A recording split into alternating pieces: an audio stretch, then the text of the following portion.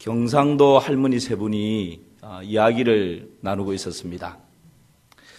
어이, 너희들 소문 들었나? 예수가 죽었다 카네. 와 죽었다 카더노?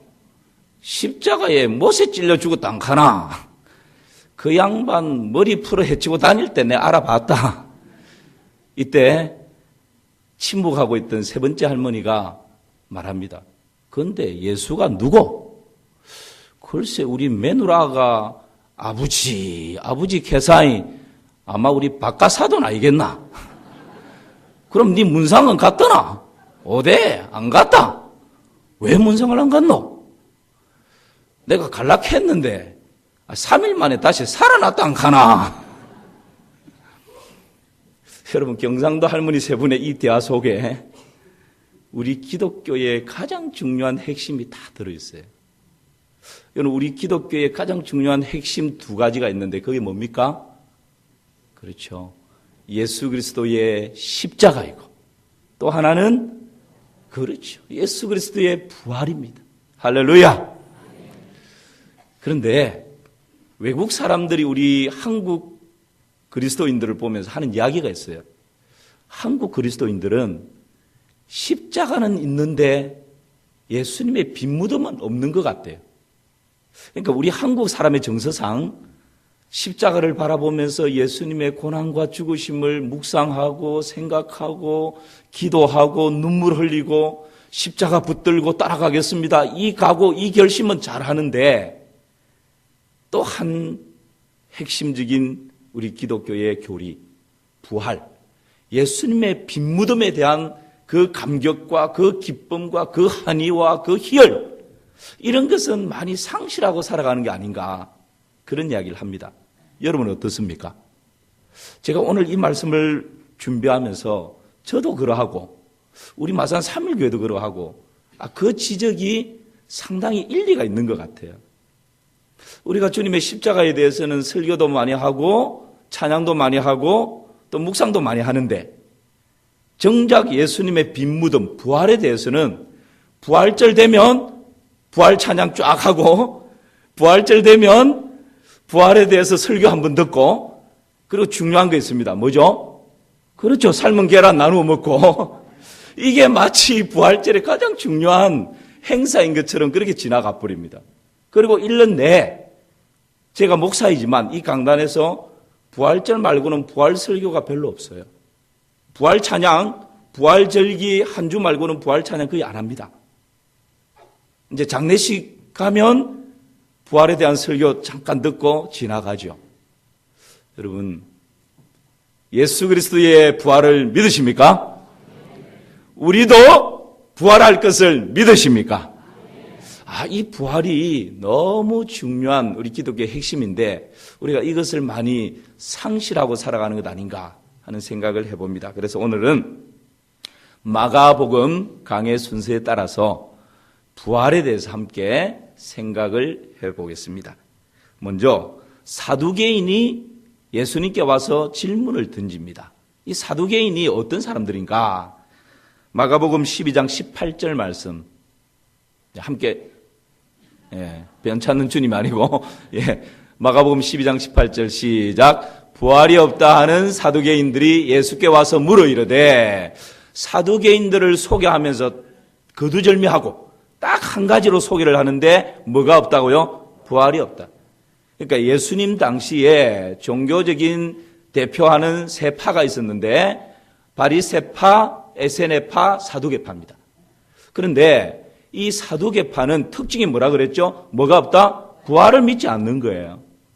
왜 그럴까요? 이 사두개파는 특별히 사람의 영을 믿지 않았습니다. 영혼이 있다는 걸 믿지 않았어요. 영혼이 있다는 걸 믿지 않으니까 천사의 존재를 믿을까요? 안 믿을까요? 안 믿는 거예요. 영혼이 있다는 걸 믿지 않았고 천사가 있다는 걸 믿지 않았고 그러니까 자연스럽게 부활에 대해서 믿을까요? 안 믿을까요? 믿지 못하는 거죠. 이 사두개파의 특징입니다. 그런데 좀 더 현실적으로 따지고 들어가면 이 사두개파가 왜 부활에 대해서 부정하고 부활이 없다고 주장을 하는가? 사두개파는 제사장 계열의 혈통을 이어받은 사람들입니다. 그리고 지식층입니다. 유대 사회에 지도자급에 있는 그런 상류층 계급이었습니다. 그리고 이때 당시 로마가 세계를 제패하고 있었을 때에 로마의 권력과 결탁을 해서 상당한 부와 특권과 기득권을 누리며 살아갔던 사람들이 바로 이 사두개파입니다. 그러니까 뭐 쓸데없이 부활의 세계가 다시 도래해서 내가 지금 누리고 있는 이 부, 특권, 기득권 이거 잃어버릴까 봐서 그런 부활 주장하는 거 필요 없고 부활 없다. 부활의 세계는 없다. 그렇게 현실적인 특권을 잃어버릴까 봐서 부활을 더 없다라고 주장을 하고 있는 것이죠. 여러분, 이런 사두개인들이 예수님께 와서 본인들이 부활이 없다고 주장하는 이것을 정당화시키기 위해서 질문을 던집니다. 어떤 질문을 던질까요? 19절 말씀을 한번 보시기 바랍니다. 19절 함께 읽습니다. 선생님이여, 모세가 우리에게 써주기를 어떤 사람의 형이 자식이 없이 아내를 두고 죽으면 그 동생이 그 아내를 취하여 형을 위하여 상속자를 세울지니라 하였나이다. 지금 이 말을 그냥 읽으면 이게 도대체 무슨 말씀인지 잘 모릅니다. 이 말씀은 신명기 25장에 나오는 계대 혼인법에 대한 근거가 되는 말씀입니다. 이 계대 혼인법이 뭔가? 하나님께서 허용하셨고 신명기 율법에 기록되어 있는 말씀인데 어떤 거냐면 형제가 결혼을 했는데 이 형제가 죽었어요. 상속자가 없이 죽었어요. 그러면 그 동생이 형수를 아내로 받아들여서 대를 잇는 법이 계대 혼인법입니다. 이것을 하나님께서 허용하셨고 신명기 25장에 율법에 기록이 되어 있다라는 거예요. 그러니까 이것을 근거를 딱 가지고 질문을 하는 거죠. 그런데 그 질문을 우리가 좀 살펴보기 전에 하나님께서 왜 이런 어떻게 보면 좀 희한한 이런 계대 혼인법을 하나님 왜 허용하셨을까? 여러분 요즘 윤리 도덕의 어떤 기준을 가지고 보면 좀 맞지 않잖아요. 왜 하나님 이것을 허용하셨을까? 세 가지 이유가 있습니다. 첫째는 유대인들은요 혈통을 이어가는 것을 굉장히 중요하게 생각했습니다. 대가 끊겨버리면 하나님께 심판받고 징계받았다, 벌받았다라는 의식이 너무 강했습니다. 왜 그럴까요?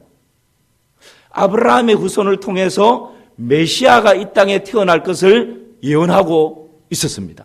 그런데 누구의 집안에서 메시아가 태어날지 알 수 있어요, 없어요? 알 수 없어요. 그러니까 우리 집안에서 메시아가 태어날 수 있다라는 소망을 가지고 대를 이어가는 것을 사명으로 여겼고 그래서 자식이 많을수록 하나님 주시는 큰 복이다. 그렇게 인식을 했어요. 그러니까 이 대가 끊겨버린다.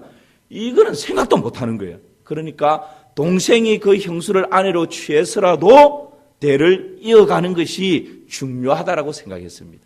그래서 그것을 허용한 이유입니다. 두 번째는 만약에 남편을 잃고 이 여인이 혼자 됐는데 먹고 사는 게 힘들어요. 그런데 같은 동족은 나를 거두어주지 않습니다. 그런데 저 옆에 사는 이방 족속이 하나님도 믿지 않고 우상 숭배하는 이방 족속 남자가 매일 와서 유혹을 하고 미혹을 하고 먹고 살고 사는 거 내가 책임져 주겠다고 그렇게 이야기를 하는 거예요. 그러면 생존권의 위협을 받는 이 여인이 그 이방인과 재혼을 해버릴 수 있어요. 그러면 유대의 순수 혈통이 섞여버리게 되겠죠. 그리고 이 여인이 남편이 남겨주고 간 유대에는 하나님으로부터 물려받은 기업이 있지 않습니까? 분깃이라고 그러죠. 이 기업, 이 분깃, 이 땅과 집도 포도원도 누구에게 다 넘어가 버려요? 이방인에게 넘어가 버리는 거예요. 그러니까 이것을 방지하기 위해서 하나님께서 이 계대 혼인법을 허용을 해 주셨습니다. 또 하나는 생존권의 문제입니다. 요즘 같으면야 돈 제대로 못 버는 남편 그냥 있으나 없으나 여성들이 그냥 열심히 일해서 살아가는데 별 문제가 없잖아요. 그런데 이 고대 때에는 남자가 집안에 없으면 생존권이 끝나버리는 것입니다. 위협을 받습니다. 그래서 여러분 구약에 보면 하나님께서 객과 과부와 고아를 그렇게 강조하면서 돌아보라고 그 사람들을 거두어들이라고 그렇게 강조하는 이유가 여기 있습니다. 이 생존권을 지켜주기 위해서 이 계대 혼인법을 하나님께서 허용해 주신 것이죠. 자, 세 가지 이유 때문에 이것을 허용했다 했습니다. 첫 번째는 뭐라고요? 대를 이어갈 수 있도록 하기 위해서. 두 번째는요, 이방인들과 혼혈되어 버리고 기업을 이방인들에게 뺏겨버릴 수 있으니까 그것을 지키기 위해서. 세 번째는 뭐 때문에요? 그렇죠. 생존권을 지켜주기 위해서. 이 세 가지 때문에 하나님께서 계대 혼인법을 허용하십니다. 그런데 이 부활이 없다라고 하는 이 사두개인들이 예수님께 와서 이것을 근거로 해서 지금 질문을 하는 거예요. 무슨 질문을 할까요? 곤란한 질문을 합니다. 예를 들어서 전제로 해서 이렇게 지금 이야기를 하는 거예요. 랍비여, 뭐 예수님 그러지도 않았겠죠. 랍비여, 만약에 한 집안에 7 형제가 있었습니다. 몇 명이 있었다고요? 7명. 그 중에서 제일 장남이 결혼을 했는데 상속자가 없이 죽어버렸습니다. 그러면 누가 이 형수를 아내로 맞이해야 되죠? 둘째가. 좀 대답을 해주세요. 누가 아내로 맞이해야 되죠? 둘째가. 둘째가 아내로 맞이했는데 이 둘째도 상속자가 없이 죽었다는 거예요. 그럼 몇째가? 셋째가. 순서대로. 셋째 아들이 또 아내로 맞이했는데 셋째도 상속자가 없이 어떻게 됐다고요? 죽어버렸다는 거예요. 이쯤 되면 이제 우리나라 시어머니는 이 아들 잡아먹는 귀신 같은 며느리 들어왔다고 쫓아내버리겠죠. 그런데 계대 혼인법이 있으니까 이 7 아들이 다 이 한 여인을 아내로 맞이했는데 상속자가 없이 다 죽어버렸대요. 그런데 이 여인도 나중에는 죽었다는 거예요. 그러면 나중에 예수 당신은 부활을 주장하는데 만약에 그래 부활이 있다 치자. 부활했을 때 이 여인은 이 7 형제 중에 누구의 아내가 되느냐. 이게 지금 이 바리새인이 던지는 질문이에요. 여러분 답할 수 있겠습니까? 누구의 아내가 되죠? 이걸 오늘날 적용하면요. 오늘날도 비슷합니다. 사별을 하고 내가 재혼을 했습니다. 그런데 부활 때는 초혼했던 부인도 살아날 것이고 재혼한 부인도 살아날 것이고 나도 살아날 것인데 나는 지금 초혼했던 사람이 내 아내입니까? 재혼했던 사람이 아내입니까? 이 질문하고 똑같은 거예요, 지금.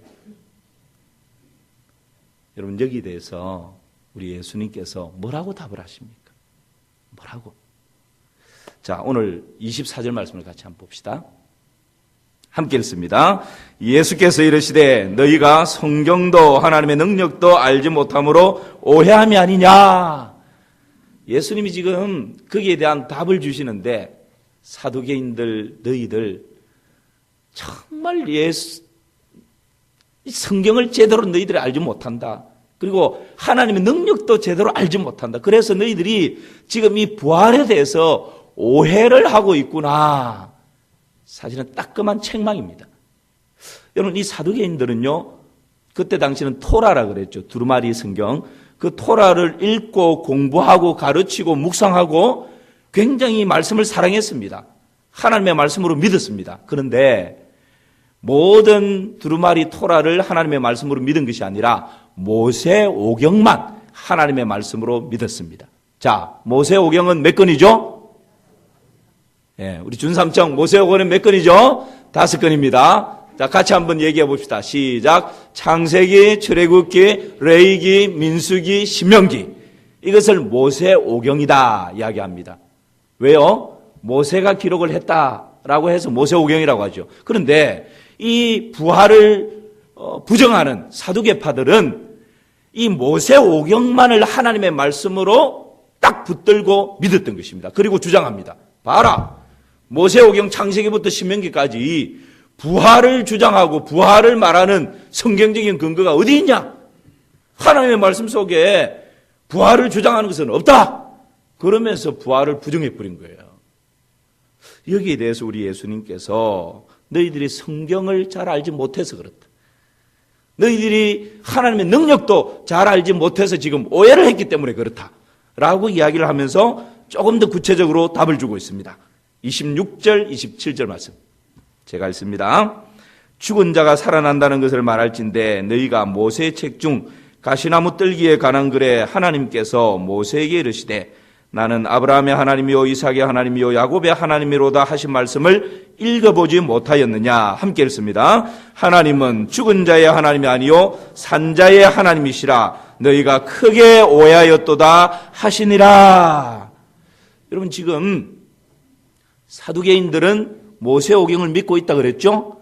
그런데 그 모세오경 중에는 부활이 없다고 이야기를 합니다. 그런데 예수님은 그들이 믿고 있다라고 하는 모세오경 중에 출애굽기 3장에 나오는 가시나무 뜰기 불꽃 가운데에서 모세와 만나서 이야기하시는 하나님의 말씀을 근거로 해서 부활을 이야기하고 있는 것입니다. 하나님이 그 가시나무 뜰기 불꽃 가운데서 모세를 만나서 뭐라고 말씀하십니까? 나는 아브라함의 하나님, 이삭의 하나님, 야곱의 하나님이다. 자, 여러분, 제가 묻습니다. 모세와 이 이야기를 할 때 아브라함과 이삭과 야곱은 죽었습니까? 살아 있었습니까? 죽었어요. 죽어 없어요. 이미 흙으로 돌아가 버렸어요. 그런데 하나님이 나는 아브라함의 하나님이고 이삭의 하나님이고 야곱의 하나님이다. 그러면서 하나님께서 뭐라 말씀하시죠? 모세에게 나는 죽은 자의 하나님이 아니고, 그렇죠, 산 자의 하나님이라는 거예요. 만약에 이 아브라함과 이삭과 야곱이 완전 죽어 없어진 존재라면 나는 과거에 아브라함과 이삭과 야곱이 살아있을 때에 살아있는 산자의 하나님이었다. 과거로 이야기를 하는 게 맞습니다. 그런데 하나님이 나는 죽은 자의 하나님이 아니고 무슨 하나님이라고요? 산자의 하나님입니다. 무슨 말씀입니까? 아브라함과 이삭과 야곱이 육체적으로는 죽어 흙으로 돌아갔지만 그 영혼은 지금 어디에 있다는 것입니까? 하나님 나라 천국에 있다라는 거예요. 그리고 이 나는 죽은 자의 하나님이 아니라 산자의 하나님이라고 하는 것은, 그리고 마지막 때에 다시 그 영혼이 육체와 함께 결합하여서 온전한 부활체가 될 것이다 라고 하는 것을 전제로 해서 하나님이 지금 이 말씀을 하고 있다라는 거죠. 그래서 모세를 만나서 나는 죽은 자의 하나님이 아니라 산자의 하나님이라고 하는 것은 하나님께서 부활신앙을 모세에게 말씀하고 있다라는 증거다라고 하는 것을 예수님이 친히 가르쳐주고 있는 것입니다. 여러분, 또 이 본문에 아브라함과 이삭과 야곱의 이름이 나옵니다. 이 사두개인들은요, 가장 존경하는 조상 중에 두 사람을 뽑으라 그러면 아브라함과 모세를 뽑습니다. 왜 그럴까요? 아브라함은 조상의 시작이었고 모세는 율법의 시작이었기 때문에 이 두 사람이 굉장히 중요합니다. 그런데 이미 예수님께서 이 사두개인들에게 하나님이 모세와 만나서 이미 부활신앙을 이야기했다라고 하는 것을 이야기를 했고, 그 다음 아브라함입니다. 여러분, 아브라함은 하나님께 후손을 받을 것이라고 약속을 받습니다. 그렇죠? 근데 그 후손 이삭을 아브라함이 몇 세 때에 얻게 됩니까? 100세. 여러분, 남자가 100세가 되었을 때는 자녀를 낳을 수 있는 생물학적으로 그 능력이 죽었습니까? 살아있습니까? 이미 죽었어요. 사라는 성경에 보니까 경수가 끊어졌다고 했습니까? 이어져 있다 그랬습니까? 끊어졌어요. 이것은 뭘 말합니까? 아브라함이나 사라나 생물학적으로는 후세를 잉태하고 출산할 수 있는 능력이 다 죽고 없어진 거예요.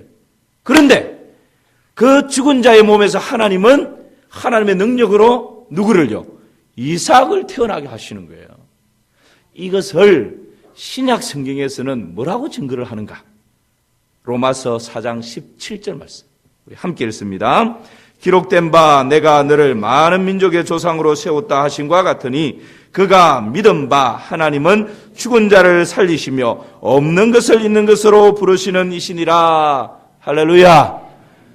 이 아브라함과 이삭, 사라가 생물학적으로 죽어버린 이 몸에서 이삭이라고 하는 새로운 생명이 탄생하는 이것을 하나님께서는 죽은 자를 어떻게 하며 살리시며,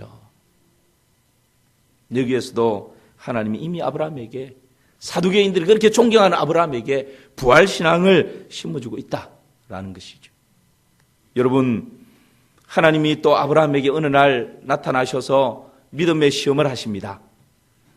100세에 얻은 네 아들 이삭을 어떻게 하라고요? 내게 번제로 바쳐라. 아브라함은 즉시로 순종을 합니다. 그리고 모리아산까지, 하나님 지시한 모리아산까지 이삭에게 번제에 쓸 나무를 지어가지고 모리아산까지 걸어갔는데 며칠 길이었다고요? 3일 길. 저 앞에 보니까 이제 모리아산이 있습니다. 아브라함이 종들을 여기에 남겨둡니다. 그리고 이삭만 데리고 모리아산으로 가면서 종들에게 하는 말이 있습니다. 무슨 말을 하고 가죠? 예, 그런 말을 하고 갑니다. 창세기 22장 5절을 보시기 바랍니다. 우리 함께 읽겠습니다. 시작. 이에 아브라함이 종들에게 이르되 너희는 나귀와 함께 여기서 기다리라. 내가 아이와 함께 저기 가서 예배하고 우리가 너희에게로 돌아오리라 하고. 아브라함이 이제 모리아산이 저 눈에 들어오니까 종들하고 여기까지는 같이 왔는데 종들을 남겨두고 아들 이삭만 데리고 모리아산에 가는 거예요. 뭐 하려고? 이삭을 하나님께 번제로 바치려고. 그러면서 이 남겨두고 가는 종들에게 이 아브라함이 뭐라고 말합니까? 다시 여러분 본문을 자세히 보세요. 뒷부분입니다. 너희는 나귀와 함께 여기서 뭐하라? 기다리고 있어라. 내가 아이와 함께, 아이는 누구죠? 아들 이삭. 이삭과 함께 저기 가서 저 모리아산에 가서 예배하고 그 다음에 누가 너희에게로 돌아오리라? 우리가 너희에게로 돌아오리라. 우리라고 하는 이 복수 속에는 누구와 누가 포함되어 있는 거예요? 아브라함과 아들 이삭이 포함되어 있다는 거예요. 여러분, 이 고백을 확신 있게 할 수 있었던 아브라함에게는 최소한 두 가지 믿음이 전제되어야 합니다. 하나는 하나님은 내 아들 이삭 죽이지 않는다. 또 하나는 만약에 하나님이 죽이는 것을 허용한다 할지라도 하나님은 다시 어떻게 한다? 살리실 것이다. 그런데 아브라함은 이 첫 번째, 두 번째 중에 몇 번째 믿음을 가졌을까요? 네, 그런 믿음을 가졌습니다. 현실적으로는 하나님이 첫 번째 전제에 답을 주셨어요. 그런데 아브라함은요, 어떤 믿음이었느냐 하면 히브리서 11장 19절 보십시오. 함께 읽습니다. 그가 하나님이 능히 이삭을 죽은 자 가운데서 다시 살리실 줄로 생각한지라. 할렐루야. 이 아브라함은 아들 이삭을 데리고 번제물로 죽이기 위해서 모리아산에 가면서 그 종들에게 내가 저기 가서 예배하고 내가 아들과 함께 분명히 돌아온다 라는 믿음의 확신을 가지고 딱 얘기를 하고는 모리아산에 가면서 그 믿음이 무슨 믿음이었냐 하면 하나님 죽이지 않으실 거야. 하나님 선하신 분이고 인자하신 분인데 오기야 금이야 길른 이 아들을 하나님 죽인다고 말도 안 돼. 이 믿음이 아니었다는 거예요. 하나님 번제로 드리라 그랬으니까 나는 칼을 빼서 아들 죽인다. 하나님께 드린다. 그러나 이삭이 죽는다 할지라도 하나님이 어떻게 하신다고요? 살리신다는 거예요. 아브라함에게는 변함없는 확실한 이 부활신앙이 있었다라는 거예요.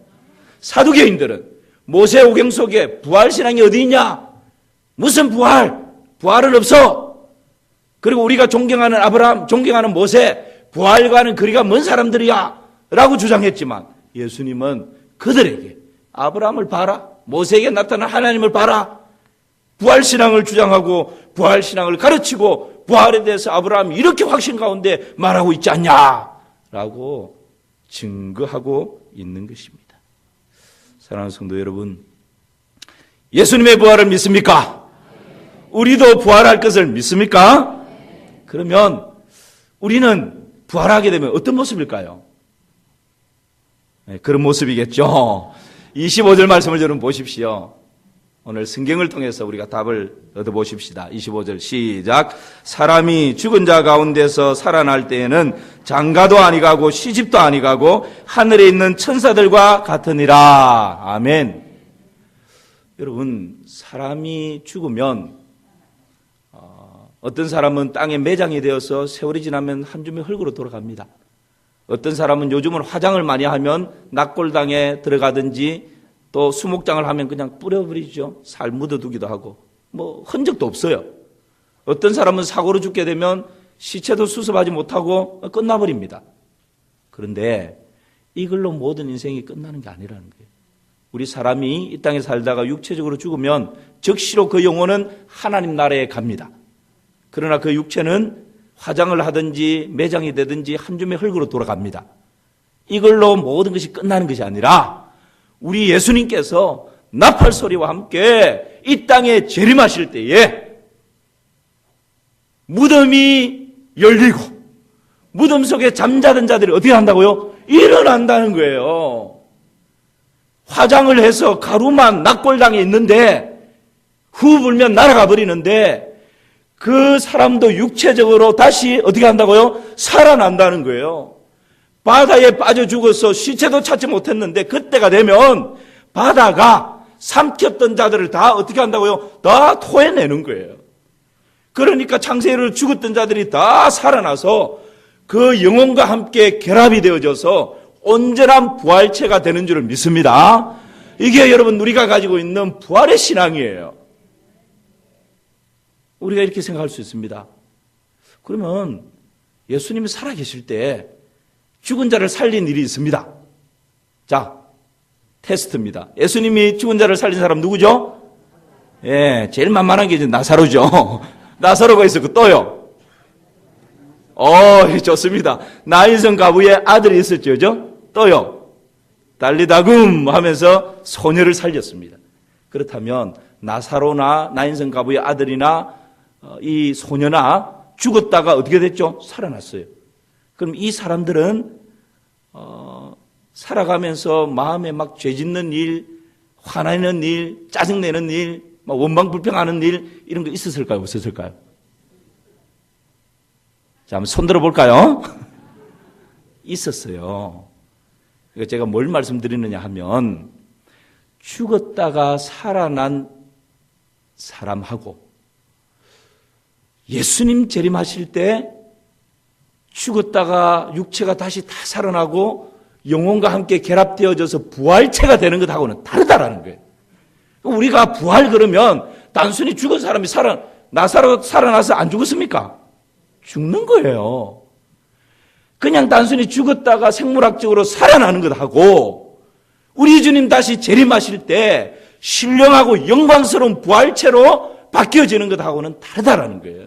지금 사두개인들이 오해하는 게 그거라는 거예요. 생물학적으로 생각하니까. 지금 혈과 육을 가지고 있는 이 육체를 가지고 생각을 하니까 그러면 부활 때 이 한 여인은 7 형제들 중에 누가 아내가 되지? 이런 얼토당토 않은 질문을 한다는 것입니다. 거기에 대해서 예수님이 네가 오해했구나. 부활 때는 그런 거 없어. 천사와 같은 존재가 되는 거야. 천사의 특징이 뭐예요? 시간과 공간의 제한을 받지 않는 것입니다. 우리 예수님 육체를 입고 계실 때 육체의 제한을 받으셨어요. 그러나 부활하신 후에는 시공간의 제한을 받지 않으셨잖아요. 이 부활체가 될 때에 그런 모습이다라는 것. 고린도전서에서는 조금 더 구체적으로 말씀합니다. 고린도전서 15장 41절에서 44절 제가 읽습니다.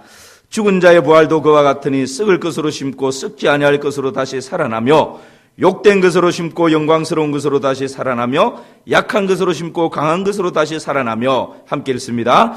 육의 몸으로 심고 신령한 몸으로 다시 살아나나니 육의 몸이 있은 적도 영의 몸도 있느니라. 아멘.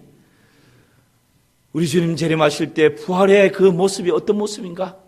썩을 것으로 심었는데 썩지 않을 것으로 살아난다. 욕된 것으로 심었는데 영광스러운 것으로 살아난다는 거예요. 약한 것으로 심었는데 강한 것으로 살아난다는 것입니다. 육의 몸으로 심었는데 신령한 것으로 다시 살아난 줄 믿습니다. 이게 부활의 모습이라는 거예요. 여러분, 이 땅에 살아가면서 한평생 육체의 장애를 안고 고통 가운데 슬픔 가운데 살아가는 사람들이 많이 있습니다. 그러나 부활 때가 되면 그 모든 장애가 다 사하여지고 새로워지고 영광스러운 모습으로 바뀌어지는 줄 믿습니다. 이 땅에 살아가는 사람들 중에 육신에 원치 않는 질병 때문에 한평생 고통 가운데 살아가는 사람들이 수없이 많이 있습니다. 부활 때는 그 모든 육신의 질병이 다 떠나가는 것입니다. 그래서 신령한 몸으로 그렇게 살아가게 되는 것이죠. 외모 때문에 한평생 열등감으로 살아가는 사람들이 많습니다. 흑인들은 나는 왜 이렇게 검게 태어났을까? 나는 왜 이렇게 키가 작을까? 나는 왜 이렇게 머리숱이 헐빈할까? 나는 왜 이렇게 뱃살이 출렁거릴까?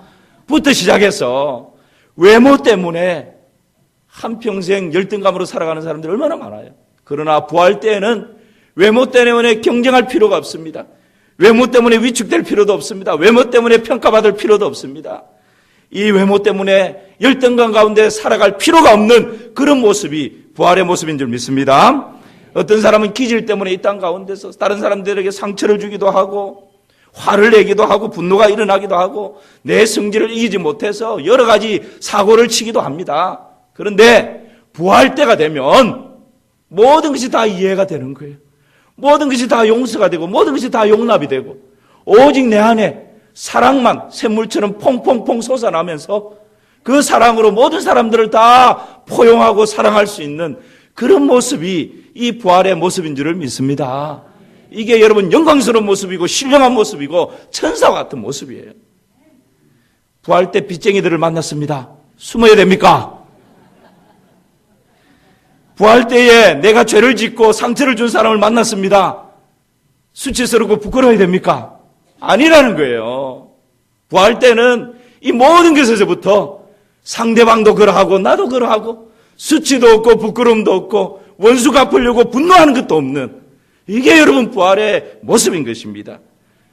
부활 때에 시어머니를 만났는데 시누이를 만났는데 다시 그 땅에서 끓었던 마음이 다시 올라옵니까? 아니라는 거예요.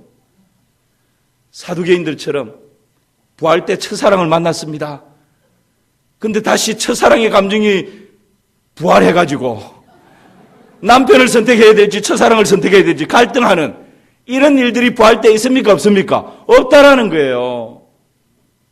사두개인들이 혈과 육의 몸을 가지고 부활을 생각하니까 말도 되지 않는 이 한 여인이 7 남편을 맞이했는데 누구의 남편이 됩니까?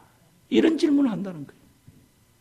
여러분, 우리 주님 다시 재림하시는 이 부활 때 우리는 영광스러운 몸으로 신령한 몸으로 온전한 부활체로 죄악의 욕망이 더 이상 우리를 지배하지 못하는 영화의 모습으로 바뀌어지는 줄을 믿습니다. 이 부활의 소망을 가지고 광야 같은 세상을 살아가면서도 휘파람을 불며 살아가는 행복한 나그네가 되시기를 주님의 이름으로 축원합니다.